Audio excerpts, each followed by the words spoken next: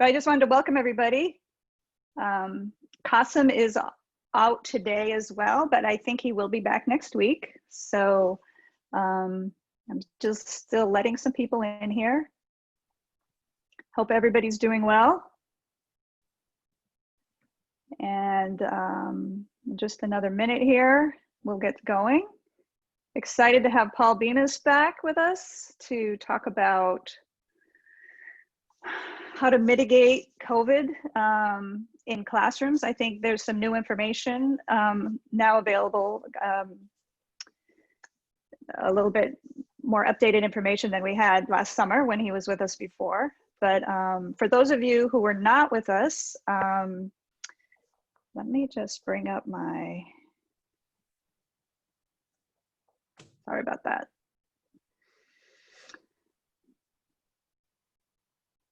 There we go. So I'd like to welcome Paul. He's an expert in airflow analysis and modeling, and he will be sharing the recommendations and actions needed to mitigate airborne transmission in our schools. So anyway, without any further ado, Paul, you can take it away. Thank you.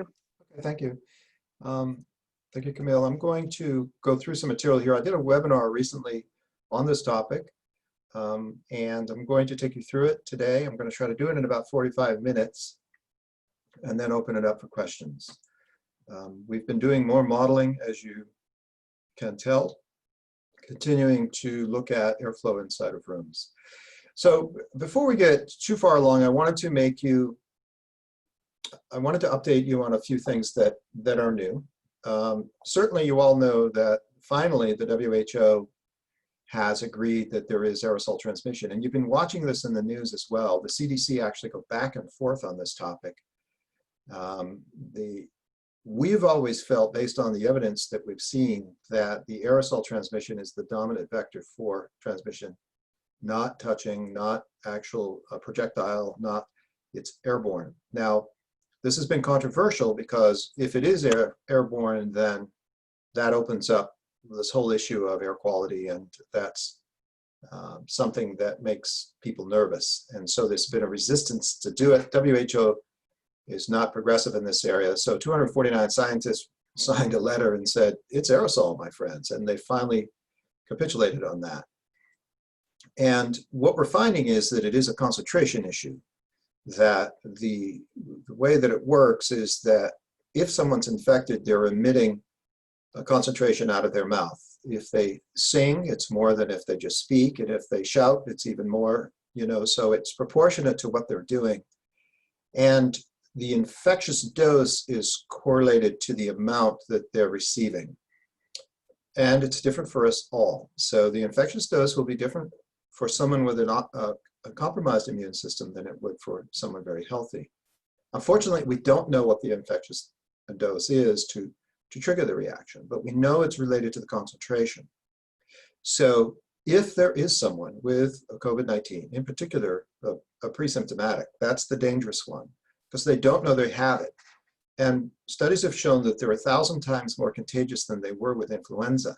So it's big. And the issue is knowing that they're contagious. They don't, because they're asymptomatic. And the issue is anyone near them will catch it unless it's diffused. Diffusion is important. So you've got to get it diffused so that the concentration is lower. Now, the evidence for this, there's been a few more events that have occurred and been written about since we spoke last. Certainly the bus in China in Hubei province, there were 2 buses. They were both full. These people were on their way to some religious event. So they were monks. And in the first bus, there were 68 people. There was 1 person infected. And that person, during the bus trip, transmitted it to 23 more people in the bus. Now, the cooling units were recirculatory in nature. There was no fresh air. Interestingly enough, people next to the window with the window open did not catch it. It was the people who didn't have the window open and were relying on the cooling system inside the bus.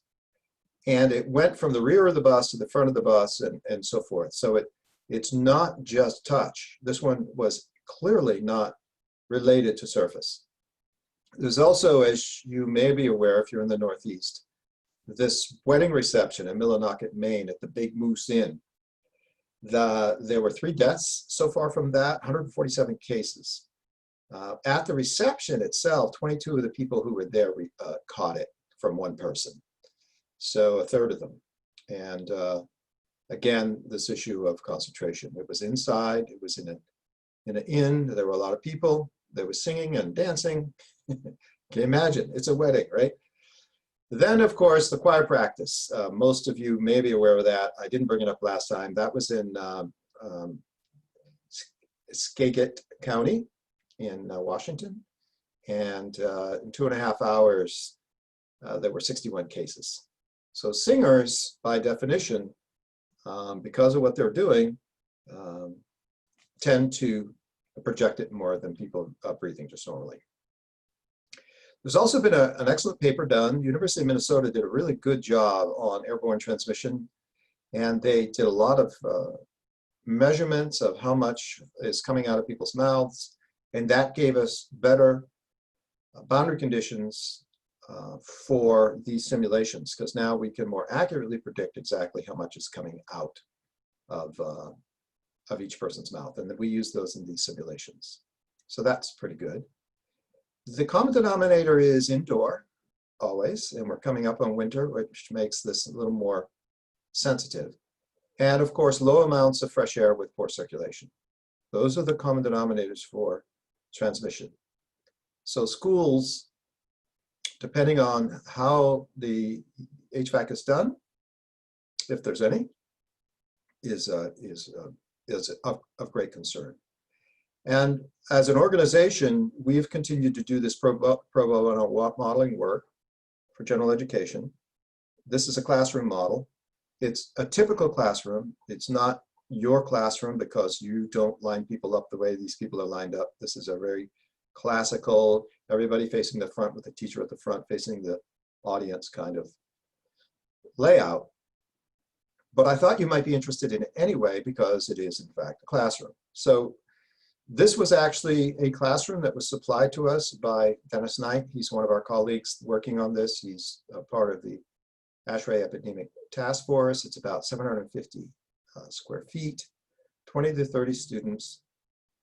And the HVAC changes quite considerably in these environments. As you know, some have steam heat, and I've spoken to a few of you about this since the last time we met. Some of you have very little heat at all because you're located in places that doesn't need a lot of heat. And also it's convective, if anything. It's going through baseboards or whatever. Steam heat is another one. Old buildings are problematic. This one had a unit tied to the outside of the building, and it has inlet and outlet vents on it. Really common in the South, apparently. This came out of South Carolina, so very common. It might be a best case scenario for some schools because there's 25% fresh air coming in through this system in the model. So this one does use some outside air. This is what the room looks like. You can see in the upper right-hand corner, it's got a supply and a return vent in the back. The unit actually sits on the outside of the building, and it has a supply and return that attach, and then the people in the room. Some various sizes there. It's a 29 by 22 foot room.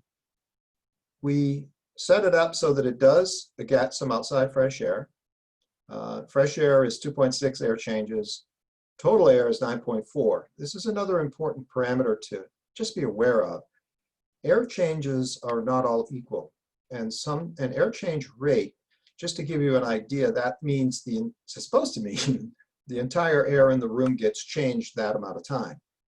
And the way they do that, typically, is they take the amount of air coming out of the unit, and they compare that to the total volume in the room in cubic feet, so length times width times height, and they just divide them. Well, the problem is that some of that's recirculating. It's just going around in a circle.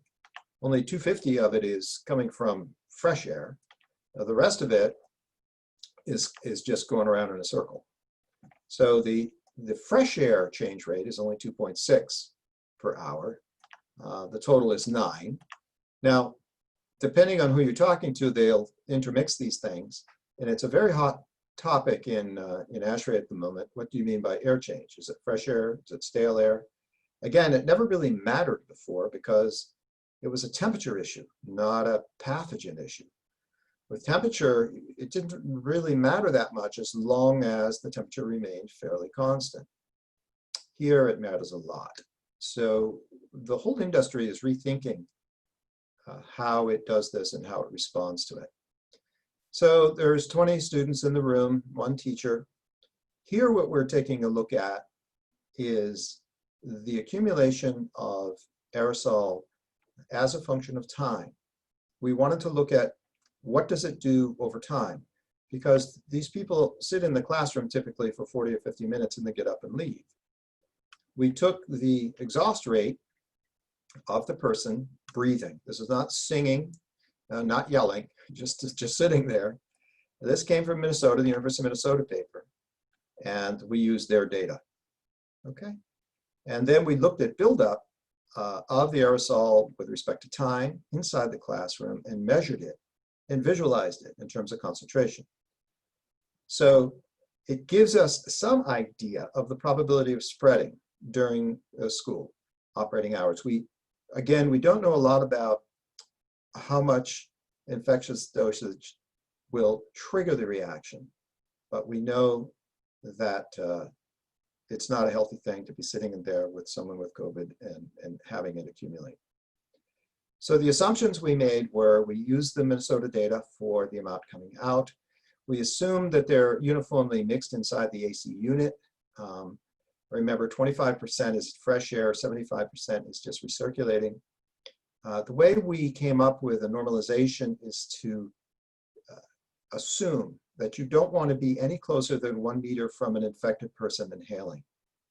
That's what we made as an assumption. So now, again, there's some debate about this distance, 1 meter. This distance of 1 meter or 6 feet is predominantly based on the idea of what we call a ballistic event. So something falling out of this person's mouth. So this is more of a solid form. This would be saliva or something they cough, they laugh, whatever. And what you have here is ballistics, and it basically falls. We know the speed at which it comes out of the mouth on a sneeze, for example, and we know that approximately 6 feet, most of that stuff will fall to the ground. So you should be safe at 1 meter. That's it. That's how they came up with the 1 meter. Now, when you're talking about an aerosol, it's altogether different. But we needed to use some kind of basis. So we made the assumption that you don't want to be any closer than 1. And so red means, and a value of 1 means that you're at that critical distance of 1 meter, and you don't want to be any closer than that. And that's how we did our basis. You have to use some kind of assumption for normalization, and that's what we did. So the contagious person's over on the right, and then the concentration declines to the left. Okay, so here is the animation sequence. Now, so what we have in the classroom is up here again, we have this person. We had them sit near the return register. I don't know why we just picked that. I have another one later where he's sitting in the middle, or she. So we did this one sitting in the back on the right and feeding all of their exhaust into this return register, and it's blowing out the top.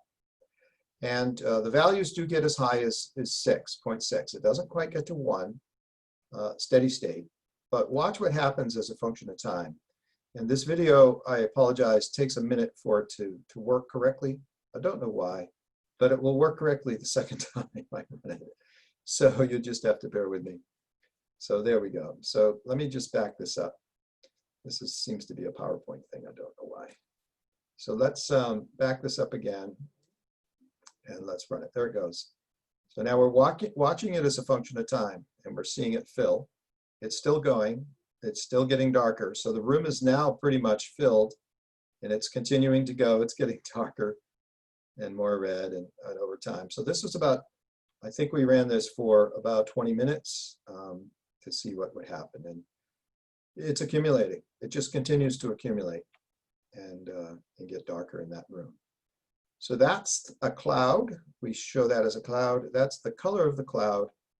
And we're somewhere in this range of concentration. Is that high enough to trigger the reaction? I don't know, but it's clearly not a healthy thing to have that going on in the room. There it is again, a little better this time. So my animation sequence is working a little better now. And you see it just gets darker and darker. So let's take a look at the length of time here. I think that was a 45-minute, yeah. So now we did them in stills as well, so you could see it without the animation, just what's happening as a function of time. So what's going in here is the full amount, and then a portion of it is coming out here because some of it gets refreshed and diluted. So in 2 seconds, it increases by 80%. And then an average increase of 80% over the time of 2 seconds to 30 seconds.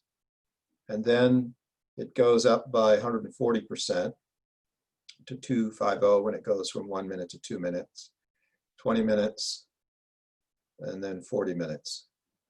So concentration went up significantly over that period of time, from 0.01 to 0.33, an increase of a factor of 3 in concentration level from the beginning. So that's not good, and that's with some fresh air. There's 60 minutes, we went to 1 hour, went to 360. To 0.375, so it's up in this range right here. We're getting close. Not good. So what can we do about this? Well, as I mentioned last time, the recommendation is increase the level of filtration to MERV 13. Now, the only problem with that is if you increase to MERV 13, often what happens is this system can no longer push through a MERV 13 filter very well, and so the total amount of air coming out declines. This is the problem of having a clogged vacuum cleaner, and it won't suck anything up. And the result is the refresh rates in the room, the air changes actually decline in some cases. So although going to MERV 13 is a good thing, most systems are MERV 8.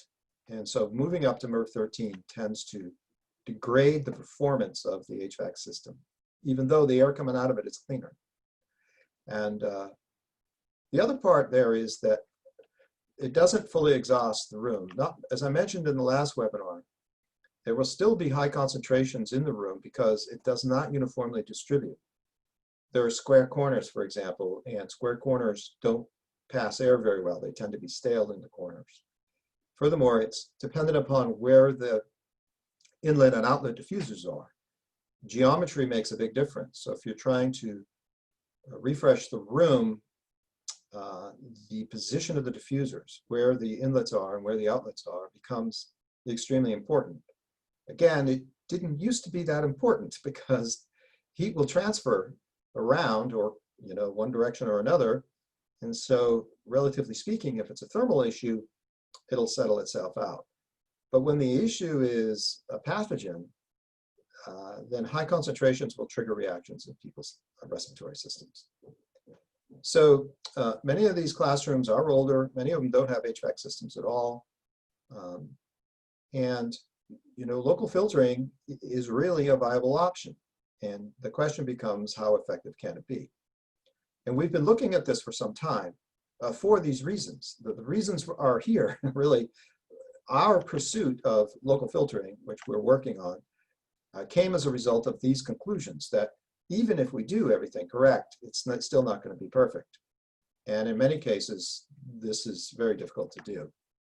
As an example, in my little town only has about 5,000 people. They just shut down the middle school, and they're doing a complete HVAC renovation on that building at the tune of $2.8 million to redo it. Now, that building was built in the 1930s, so it needs to have its HVAC redone, but they're shutting the school down now because it's so bad, and the kids are out of school and having to do virtual learning. So this stuff has a way of kind of creeping up on you. And this is the image I showed in the earlier webinar. This is a velocity profile. We're looking at air velocity at a specific height, near shoulder height. And this is an office environment, not a classroom, so it's not this particular model, but the air is coming in and out through the ceiling diffusers in this model and in this room. And you can see these areas of no velocity. This is where it will accumulate. This is where the pathogens will accumulate, is in these areas of blue. And you can see corners are particularly problematic, and around corners is problematic. Geometry, odd geometries tend to make this kind of situation worse. The best design would be to have supply diffusers in the ceiling and return diffusers in the walls. That's what you find in an operating room or a semiconductor clean room. You'll find exhaust going out through the walls, the air coming down straight from the ceiling. But for purposes of economic efficiency, most of the supplies and returns that you find in an HVAC system are in the ceiling. And it's often a drop ceiling, and they put them in. Office environments are very much like that. So they're not perfect with respect to distribution of air by any means at all. So this is a representation of what the concentration looks like. Now, here we did a surface. The surface is rather green. So this is steady state. Remember, I showed you we were in this region after some period of time. After about 50 minutes, we ended up in this region. And you see the concentrations. Now, this person is emitting the COVID, the pathogen, so they're quite high. And then the others are all a function of that. You know, this one's getting 65%, or 0.65, 0.055, or 0.55. Now, I also have this in 3D, and I thought I'd show this to you as well, because there's a couple of things I want to point out here. And so, because we're in the visualization business, we have these nice little tools. And I can show this to you in 3 dimensions, and it gives you better indication of what's going on. So first, let me clean this thing up a little bit. I'm going to shut a few things off so that we can see it a little better. I'm going to shut off, I'll shut that plane off. I'm going to shut the vertical plane off. I'm going to shut the this one off. I wanted to show you this first. So let's go here. Now remember, the supply and return diffusers are in the wall, same locations. See, we have the air coming out here and going back there. And one of the problems we have in this room is that it goes around in a circle. You can see it coming out here and bouncing off the wall and going out and just going back. It just loops around. Yes? We're still seeing that previous slide. Yeah, it will delay a little bit. So let me just give it a second. It should, what you're witnessing is a delay associated with the transmission of the image through, what are we using, Zoom? Zoom. Yeah. And when I manipulate 3D images, it strains the system a little bit. So just let me know when you see it. Okay. And if you see it.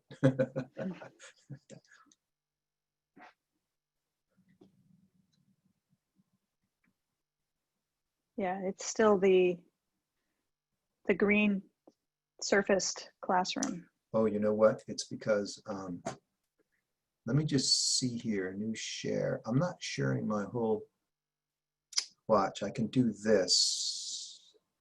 I want to share the whole screen, however, but it looks like Zoom only lets me do, oh, screen 1, hold on here, maybe I can do screen 2. It only wants me to do screen 1. That's screen 1, screen 2, there we go. Share, how's that? Yeah. Okay. Looks like a lot of scribbles. That's right. That's right. Perfect. Okay. Yeah. Thank you for pointing that out. So Sure. Here what I have is a 3D representation of that same image. And what you see is air coming out of the supply diffuser. And then it does 2 things. Some of it bounces and wraps back around and goes right back into the return. That's called short cycling. And that's not very good because it's just making a loop around in a circle. The other thing it's doing, if we look at it from the top, it comes down this way and then bounces off the wall and wraps around this way. It also bounces and wraps to this side. And when it wraps to this side, it starts to make this big circle. And that big circle causes, just like the center of a tornado, a low pressure right in the middle. And that low pressure is where the pathogen is going to accumulate, right there. Now, every room has its own unique characteristics. They are all a little different. However, they all will have a similar kind of representation. So let me just flip this around so we can see it from the top. this one. There we go. And you can see this rapid bang, it hits this. Now over here, there's more pressure because there's a wall over there. So it's going to resist that. It's going to go mostly here and do this big rap. And the reason I'm showing this to you is because it will come back to haunt us in a few minutes. We'll see the concentrations that'll come from that. Okay, so that's the basic problem. And if now we put in the concentrations, if I turn on the concentrations, which are, I'll do this one first. I'll do the horizontal plane. That's what that green concentration was I was showing you before. Now it's steady state, so it's fairly well mixed in there. You see it coming from his mouth, quite heavy going in, mixing with the other air coming in. And there's some slight color variation. You'll see more in a moment. Okay, so I wanted to show you that. And, you know, the thought here that we've had is, can local filtering help? Can we reduce the concentration levels by putting in some sort of air filtration system? By the way, if any of you are looking at any of these, and there's been a couple questions already that came in about this that Camille sent to me. One of them was an ion generator. So let me first point out that there are a lot of solutions being offered to the market right now for solving this problem. The one that ASHRAE is most comfortable with, as am I, is HEPA filter with a UV light. Now, the reason that we say that is because it's not new. It's been around for years and years and years. It is what they use in clean rooms. It is what they use in semiconductor fabrication facilities. It is what they use in operating rooms. It's proven. It's tried and true and proven.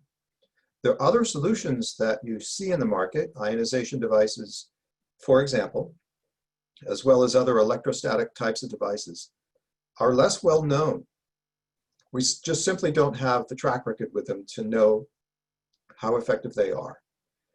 That's the first point. They may be effective, but we don't know.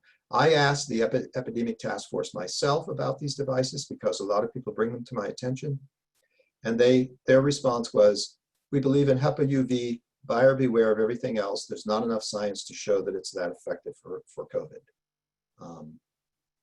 So that's all I can say about them at this point, is that they're fairly new with respect to trying to address this problem. The other point I'll make is that even if your HVAC system's perfect, and these ionization devices typically are inserted into the HVAC system, if they are in the HVAC system, you still suffer from the issues of the uneven distribution of clean air in the room itself. And this is what drove us to this idea of local filtering. That if the room is imperfect, there's nothing we can do on the HVAC side to change that other than change the diffusers and change the entire HVAC system, and that's prohibitive in cost, typically. So what about a portable system? So that's what led us there, and that we have also shown that high exit velocities are helpful. What does this mean? Well, it means that you want the room to mix with clean air. You want the cleanest air you can possibly find mixed in so that you reduce the concentration. That's the idea, reduce the concentration. Now you could reduce the concentration with a fan as well. You could just put a fan in the room and turn it on, and that would at least even out the concentration, but it won't get rid of it, because if someone's got a pathogen and they're emitting it, then the fan will blow it around. It's true that it will be uniform. It'll be uniform. Everybody will have the same level. And that in one sense is good, because if the threshold is low enough, you won't get the infection.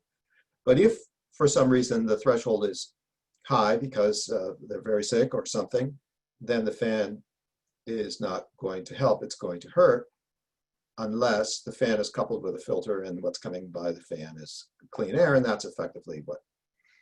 So high velocity discharge does help because it forces mixing in the air. HEPA is as good as it gets. I mentioned this before. HEPA eliminates 99.94%. HEPA will get all the way down to the COVID size. It will go all the way down to 0.05. It's 99.9% at 0.05. It does have, it's 99.94 at 0.2 for some reason, and then goes back up. So HEPA is pretty good. It really is. It's as good as it gets. It's the cleanest air that we can produce as humans. So here's what happens when you put a couple filters in that room. We happened to put one in the back for no good reason. As it turns out, it wasn't optimal. And we put one up front. And you notice this is no longer green, this is blue. So we're down now around 0.3. So we've reduced it by about 45% by putting these 2 units in. So let me show you the same plot as I did before. And hopefully this one shows up.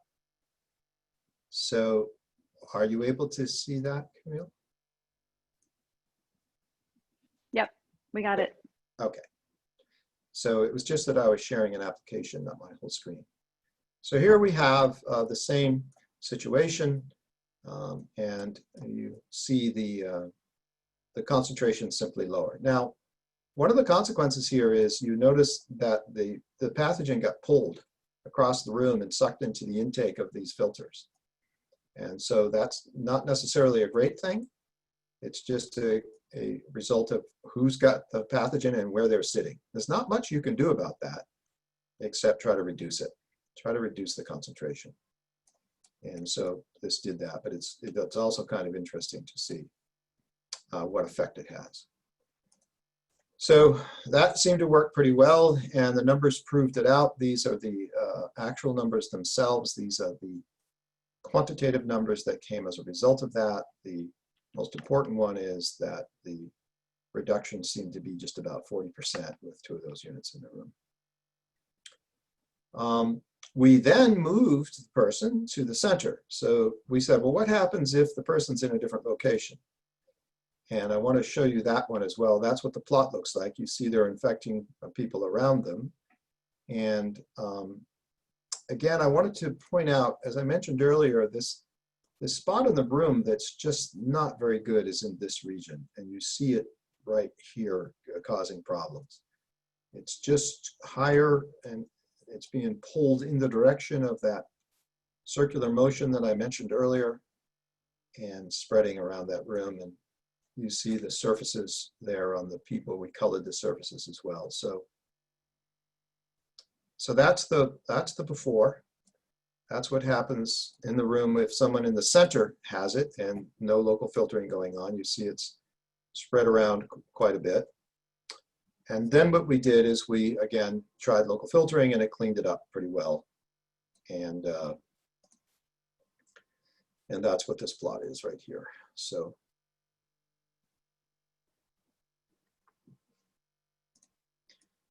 there, it didn't clean it completely, because you still, here's that swirl pattern again. I mean, your concentration is going to be higher. You know, had we done the room analysis first, we would have placed them differently. Now, we happened to place one on the teacher's desk because we just thought that would be a good place to do it, because the teacher's there all day long. And in fact, anywhere near that teacher is very, very clean. We also put one in the back of the room, which turns out wasn't the best place to put it. A better place to put it would have been right here in this area, because that's where the low pressure is.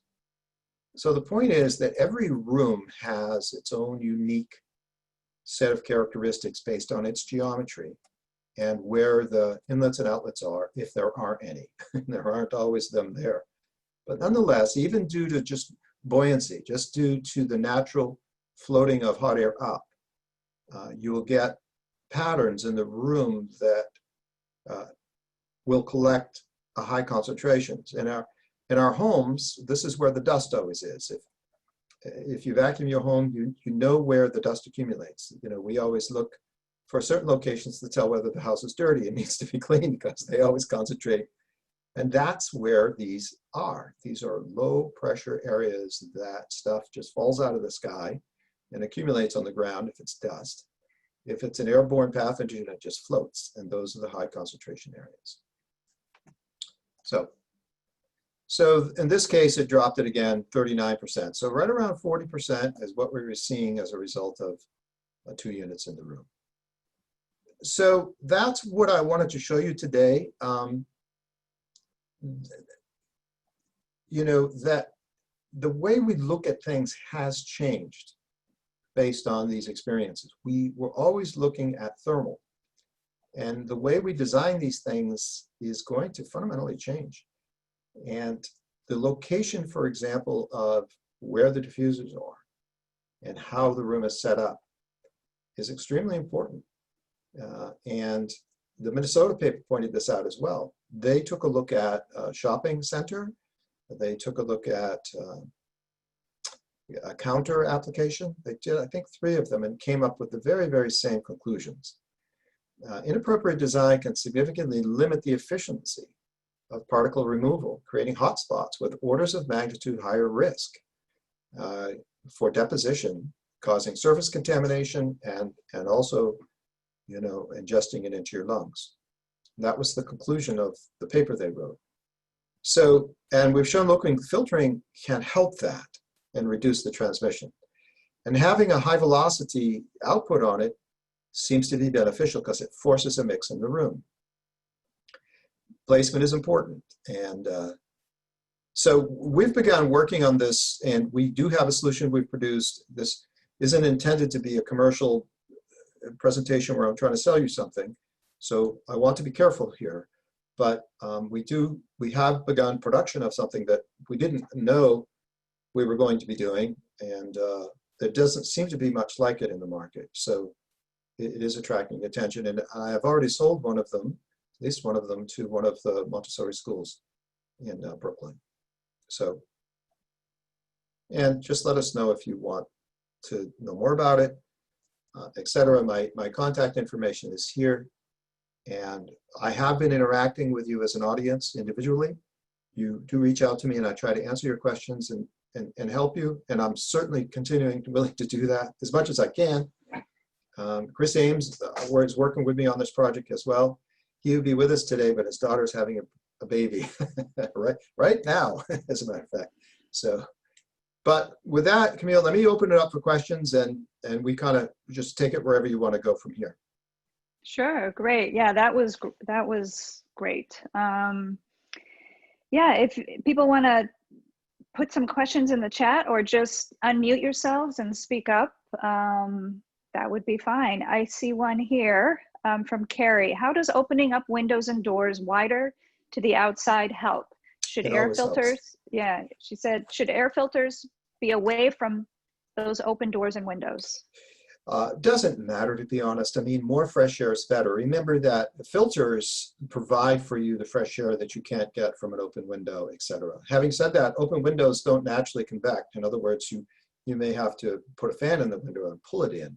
And it all works well until it gets cold, and then you can't do that anymore. So if you're in a geography that allows that all year long, do it. Keep the fresh air flowing, outside air. Remember, it's a delusion. Not a delusion, I'm sorry. It's a dilution issue. It is not a delusion issue, it's a dilution. You need to reduce the concentration, the density. And so any way you can do that by injecting fresh air in is going to be a positive thing. So yes. Okay, and with respect to filtering, I would not put the filter near the window because it's filtering clean air. So I'd put the filter in the worst part of the room, away from the window, and let the window serve as the vehicle for improving the air in places that it can. Great. Okay, here, Wally's asking, what kind of exchange rate is provided by standard HVAC systems? It depends on the room. What they do is they design to certain change rates. For example, a school room is generally, 3 or 4 changes per hour. A surgical operating room is 8 or 9. An airplane is 9 or 10 or 11. So there is a standard air change rate that is calculated based on the number of expected occupants, the size of the room. Those are the dominant factors. And then they'll come up with a calculation. And ASHRAE does this as part of what they do, and they publish these schedules, and you can go and just look them up. So it depends on your situation, but the more people, the higher the rate you need. The larger the room, the higher the rate you need. And if it's a special kind of room that's emitting something like an operating room or a dentist, the rates need to be higher and again, it's all related to this issue of density. Pathogens in the air, trying to flush them out. Right. And I can provide a schedule for you if you like. I can send an email with sort of the change rates, the general change rates based on the type of room. But I will want to point out that those are averages, and the calculation needs to be done for each one of them. Okay. And Heidi's asking, are there outdoor super spreader events? We don't know of any. No. Yeah. No, the super spreader events are all indoors, and this makes us, quite nervous as we begin to take a look at the winter, in particular approaching here in New England. Everybody's worried about it, and look where the contamination is happening. Whenever I see a story, I always look to say, where is it from? Well, they're coming from indoors, and they're coming from bars and pubs and restaurants and weddings and funerals and indoor conference events. It's the same thing. Every time I see it, I have seen no exception to the fact that it's indoors and that it's a dense population of people packed in fairly tightly.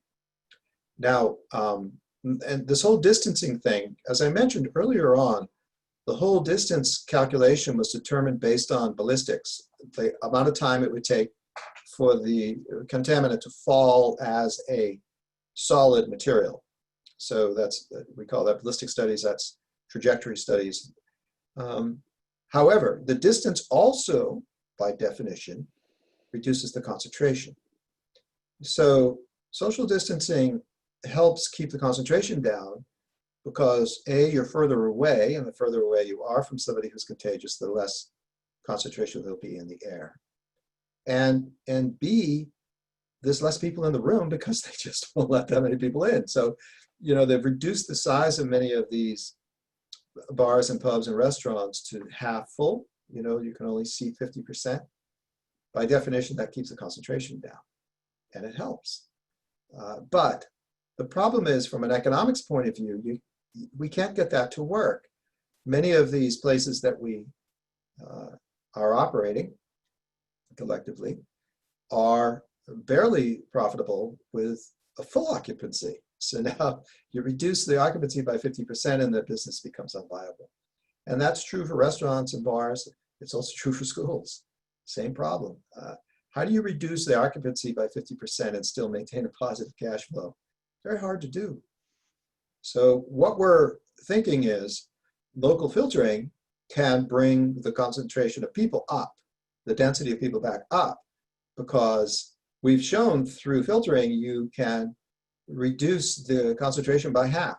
One of the first webinars we did the office. I don't know if you saw it or not. We did an office environment. And putting local filters, in the case of that office, we had 6 of them. So we put 6, I think it was 6. We put 6 filters in, and we were able to double occupancy. So the point is, if you had a restaurant with these filters in it, you could go back to full occupancy and still have the concentration be as low as it would be if there were only 50% of the people in the building or in the restaurant. So it is a way for us to get back to normal, we believe, without risk, without raising the risk beyond what is there with half loading, at least. And with half loading, we're finding that in most cases we're all set, we're fine.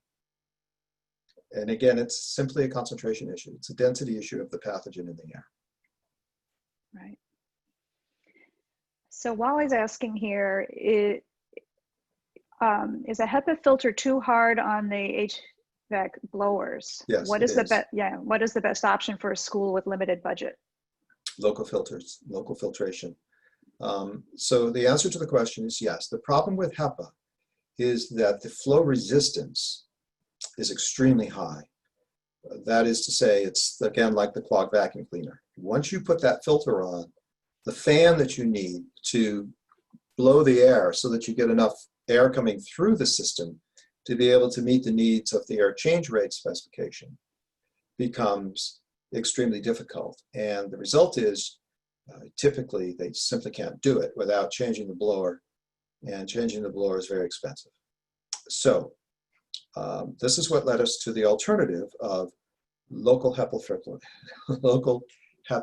filtration combined with UV lights is a way to solve it. With a limited budget, I would go for those devices. I personally would use a HEPA with a UV light, make sure it has a UV light integrated to filter local situations. And that's what we've been working on. We've started production on these to use in this kind of application because we didn't see a clear solution for this. There are some out there, but typically their exit velocities are low. The way they overcome this pressure issue oftentimes is to use a really large HEPA filter. So the surface area is very large, and that way you can distribute the pressure over that area and get the air through it. But they tend to be rather big and bulky. So what we built was a portable desktop unit, much like a printer, and it cleans the air the same way. It's just a more efficient, compact, portable unit. That's all. Yeah, that sounds great. And for, this is just me speaking here, for a lot of heating systems, are not air systems. They might be like a radiant kind of exactly heat. So exactly correct. Steam. A lot of them are old steam. I mean, right. The one in Brooklyn was built in the 1930s, and he's got steam heat.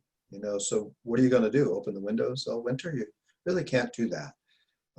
Remember, there's also humidity issues. It rains and it gets wet in the Northeast. So there are many reasons why you simply just can't leave the windows open all winter, or you at least don't want to. Right. For various reasons. So local filtration is a good alternative, and ASHRAE recommends local filtration in those cases.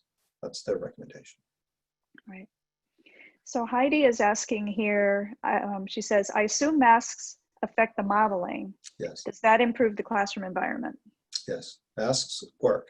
Masks help because what they do is they reduce the amount of concentration coming out of someone's mouth. That's all. So and they help on the intake too. They filter you a little bit from it. Now, I don't know personally of a mask, and by the way, mask takes many different forms. So whether it would filter enough on the intake so that if you were in a room that had COVID in it, would you not get it because you were wearing a mask? I don't know. There's many different masks and they all have different ratings. But as an emitter of COVID, what we're finding is that it dampens the transmission, it dampens the production rate from the emitter, from the person who has it. So it helps. There's no question about it. But yet, as you know, masks hurt in other areas. It's very hard to communicate with masks on. We as people communicate both verbally and visually.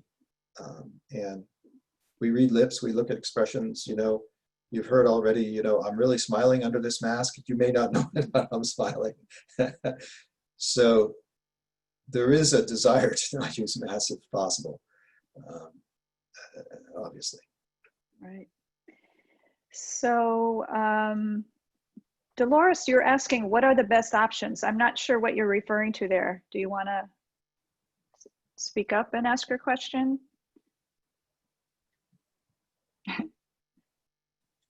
Oh, for the filters. She said for the filters. Well, there are a variety of filters on the market. What I would recommend is that you make sure they are HEPA, make sure there's a UV light in them. And the third thing to do is make sure they have enough exit velocity to be able to mix in the room. What we're finding is that the way this problem has been historically solved is to use a fairly inexpensive fan and a really large filter. And the reason they do that is because, again, this pressure drop issue. So the filter's big enough, you should be able to get the air through it. This makes for large, bulky systems with relatively low output velocity. And we're finding through modeling that the output velocity is important because it forces mixing in the room. So the design, and again, I don't want to make this a commercial presentation because I don't think that's the right thing to do. This is supposed to be educational, but we've designed one and it looks a little like this. We're beginning to go into production now. And it brings air in through both sides. You see the blue here, pulling air in through the motor and blows it underneath it up through a HEPA. And what comes out of the top is this plume of air that runs at high velocity and it runs in a range of, we're measuring near 1,300 feet per minute. That's fast. That's very fast. This can serve as a curtain for people on either side, a protective barrier, because nothing will get through that high velocity curtain. It also forces mixing in the room. And so I've shown this to a few of my ASHRAE colleagues, and they like it a lot because it solves a couple of problems. One, it's cleaning the air at a fairly nominally good rate. Second of all, it is forcing a mix in that room to break up the density in the room. So this is a solution we're producing now. There are others. It is not the only one in the market that offers UV light. The UV light, by the way, sits down at the bottom down underneath here. It's not the only solution that has a UV light in a HEPA, but it is the only one we've seen with an exit plume like that, and that does improve the mixing of it quite a bit. So yeah, it ends up looking like this. So this is what it looks like. The plume comes out at very high velocity, drives up into the air. This is a velocity plot. We're looking here at speed. So we're running, these are meters per second. Feet per minute is a factor of roughly 2. So we're seeing that this is running at near 400 feet per minute at a height of about 6 feet. So it works. It works really well. We didn't know this. I mean, we're modelers. We're not necessarily people who manufacture stuff. But this was a hole in the market that wasn't being met. And we were trying to solve the problem. We did it first in software, and then we took it to production and are now in the we're in the filter business. Little did we know. So Jan is asking, what is the price range of your unit, and how many square feet does it cover? Yeah, square feet. Well, the price of the unit looks like about $1,200 a unit, somewhere in that range. They're fairly reasonable. That price will come down with volume. In terms of how many feet will it service, in the classroom we did earlier, two of them did it. So, you know, in that classroom was, what was it? It depends on the height of the room. It's not just square footage, it's a volume issue. But 2 of them in a typical classroom, you know, is the kind of thing. A couple of them, if it's a small room, 1 of them are fine. If it's a little bit larger, a couple of them would do the trick. I don't think they're perfect for auditoriums or gymnasiums because this is more of a local situation. The flip side of that is gymnasiums and auditoriums are not where you see super spreader events because generally speaking, there's so much air. Again, it's a density issue. There's so much air and so much volume that the density, it's hard to get the density high. You might have some local infections where one person passes to another 2 or 3, locally where they're sitting if they're all packed in closely. But this wouldn't help in that case anyway, unless you had one near them, and having these there probably wouldn't make any sense. So typical classroom, a couple of these, like I said, it dropped it by 40% in the cases we ran. Yeah, great. And then Jan is also asking, why do you need a UV light if you have a HEPA filter? It's not necessary, to be perfectly frank. The HEPA will get just about everything, but the UV is a killer. You know, a UV will kill the pathogen. We're quite confident of that. So it's an insurance policy, that's all. And we put it down here. You can buy the product with and without it. We have it both ways. But down here at the bottom, we put a HEPA light, a UV light, and it's a they call it a trap and kill strategy. So the pathogens come in, they get trapped against the filter, and then you hit them with a light and it kills it.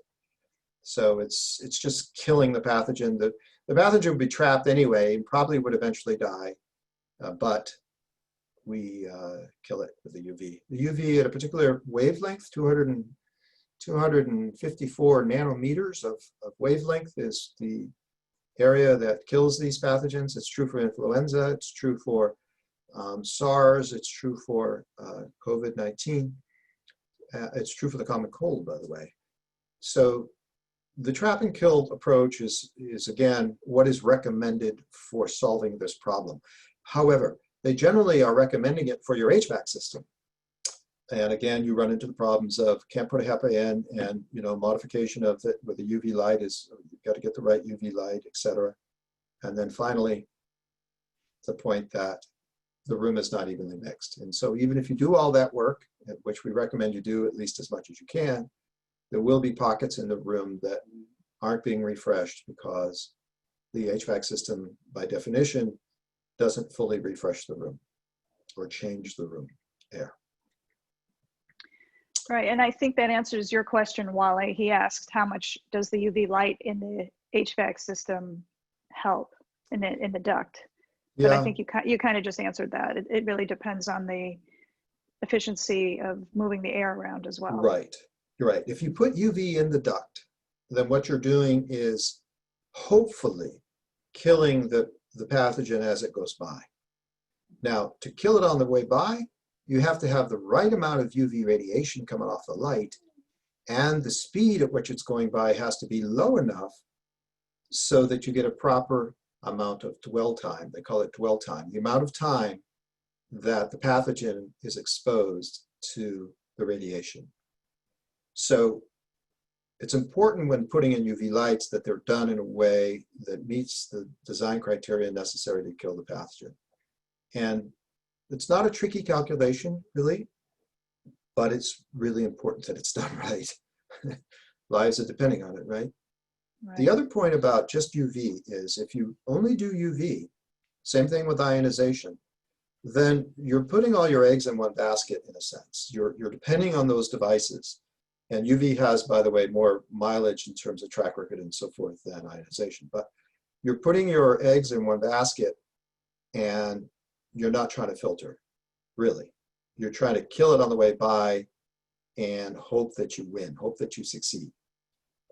A better solution, one that has more, quote, insurance, is filtration plus UV. And in the area of filtration, if you can get it as high as you possibly can, then it lowers your risk. It mitigates the risk, because what's coming out of a HEPA, for example, is the cleanest air that can be made by humans, right? That's the cleanest air we can possibly make. There's been nothing that's made it cleaner. There's not more you can do. And so this is why it's used in ORs and used in semiconductor. It's been used for years in clean rooms. It is a tried and true kind of solution. There's no doubt about its capability. And by adding a UV light to it, it is kind of an insurance policy. Mm-hmm. You're not dependent on one thing. You're using a couple different mechanisms to try to mitigate transmission. Right. So we're almost out of time here. We had just a couple more quick questions. Mm-hmm. Victoria asks, are there any concerns about the air scrubber system we should know about? And she had air scrubber system capitalized. I'm not sure if that's a brand or if she's just talking. I don't know, Victoria, do you want to clarify that a little bit? Is there something? Oh, air scrubber by air. Oh, go ahead. Yeah, I just added that into the comment section. What it's by Eris, and there's a link to a brochure if it's not clear which one. They add certain compounds into the air, like hydrogen peroxide. Are there any concerns about that going into the air for young children? I don't know, Victoria. I really don't know. I mean, okay. It's there's an awful lot of what I see is an awful lot of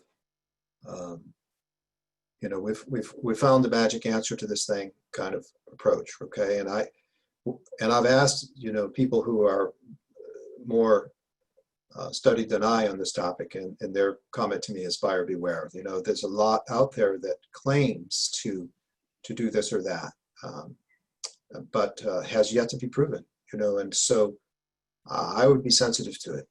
I just would. I'd be sensitive to the fact that unless it's something we've been using all along and has a track record, then there's risk. That's all. And which is why we went this way. I mean, this is what they recommend. It's just we happen to do it in a portable, you know, sort of a package that is a little bit unique. But the fact is that it's well understood stuff. I have no knowledge of that type of solution. However, Victoria, if you want to send me a link to it, I'll look at it and I'll give you my perspective and possibly perspective of a couple other people that I could ask the same thing to. Perfect. Thank you so much. You're welcome. You know, I'd like to be a resource for you if I can. And so I have tried to, I hope, get back to people who send me email. Yeah. And maybe we'll just end here with Heidi's comment. She wrote, "This seems like the future, even if there's eventually a COVID vaccine, there's the next pathogen, and Yes. something like this would cut down common colds and flu It as would. well." Yes, it does. Yeah. She's right. Here's the thing that's changed. Indoor air quality was primarily a thermal issue. Are you hot or are you cold? Right? And if you're cold, you put on a sweater. And if you're too hot, you take off your coat or your sweater.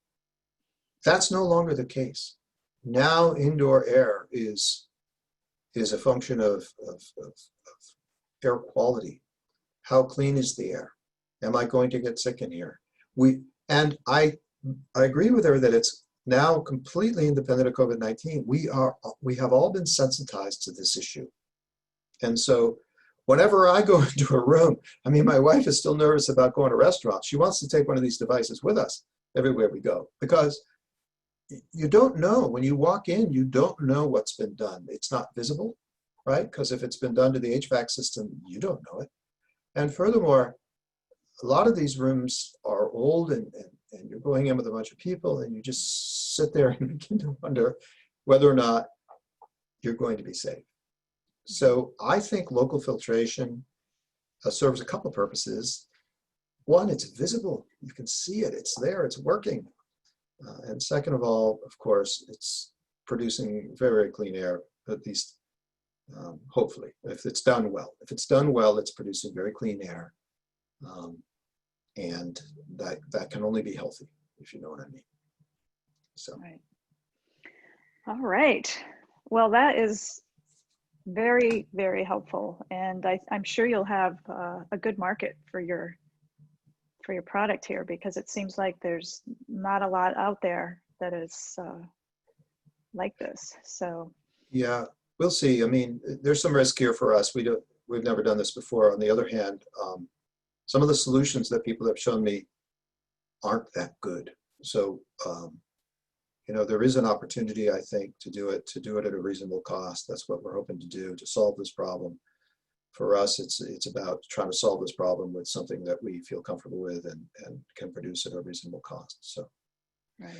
I want to thank you all for allowing me to speak today. And if any of you want to follow up, my contact information is over here. So there's where I am, and I'll help you as much as I can.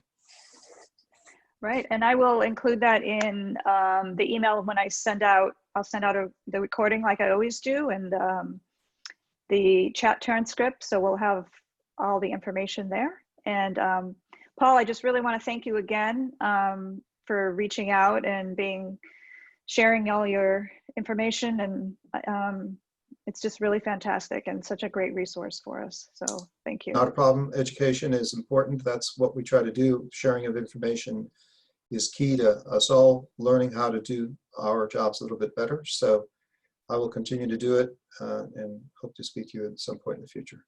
Great. Okay. Thank All you. right. Thank you. Yeah. Thank you, everybody. Have a good rest of your day.